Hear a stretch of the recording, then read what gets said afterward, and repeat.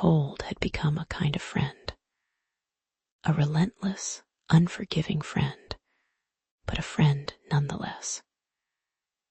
It kept me company on the long walks home, the kind where the city lights blurred into streaks of gold, and the only sound was the crunch of my worn-out shoes against the frozen pavement. It was November, late November, and the sky always seemed to be holding its breath, waiting to exhale a blizzard. My hands ached, not just from the cold, but from the endless hours spent sorting packages, stacking boxes, lifting things I probably shouldn't have been lifting. The warehouse job wasn't glamorous, not in the slightest. It was a symphony of beeping scanners, rumbling forklifts, and the constant low thrum of exhaustion humming in my bones. But it was a job, and right now, a job was all that stood between me and the absolute nothingness I feared most. Rent was overdue. Again, the final notice taped to my door seemed to mock me with its bold red letters. Every day was a tightrope walk, balancing bills and hunger, and the gnawing anxiety that threatened to swallow me whole. Sleep came in short, fractured bursts, punctuated by nightmares of eviction and despair. I'd wake up shivering, not always sure if it was from the cold or the fear.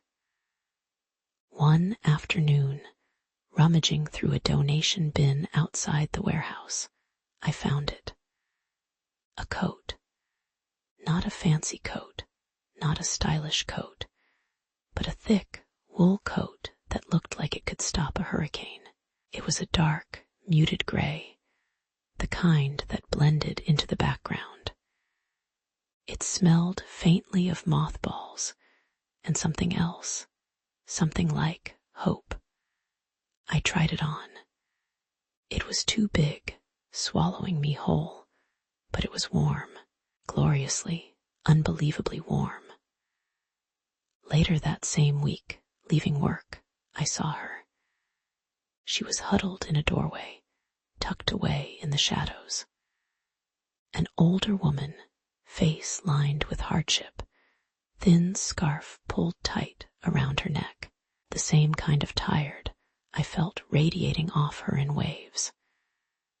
I'd seen her there before, a ghost in the city landscape, easily overlooked, easily forgotten. I looked at the coat I was wearing, the warm, too big coat that shielded me from the biting wind, the coat I desperately needed. And then I looked at her, at the way she shivered, the way her eyes seemed to plead without saying a word. I stopped. Hesitation flickered through me. I needed this coat. I really, really needed it. But something else, something deeper, pushed back. A memory, perhaps, of my own mother's kindness, of the way she always found a way to give even when we had nothing. I took off the coat. "Here," I said, my voice rough with the cold. "Take this. It's warm." She looked at me, suspicion clouding her eyes. Then, slowly, she reached out, her fingers gnarled and hesitant. She took the coat, her gaze searching mine. She didn't say thank you. Just a long, silent look that felt like more than words could ever express. I walked away, back into the biting wind, feeling the chill seep into my bones. But something was different. The cold still stung, but it didn't feel quite so empty. There was a flicker of warmth inside me, a tiny spark of something good. The next day, The warehouse manager called me into his office. My heart pounded. Another mistake, another complaint. Was I about to lose the only thing keeping me afloat? He gestured to a chair. I sat down, bracing myself. He cleared his throat. "We've been watching you," he said. "Your work ethic, your disposition." I swallowed hard, waiting for the hammer to fall. He continued. "The company is restructuring.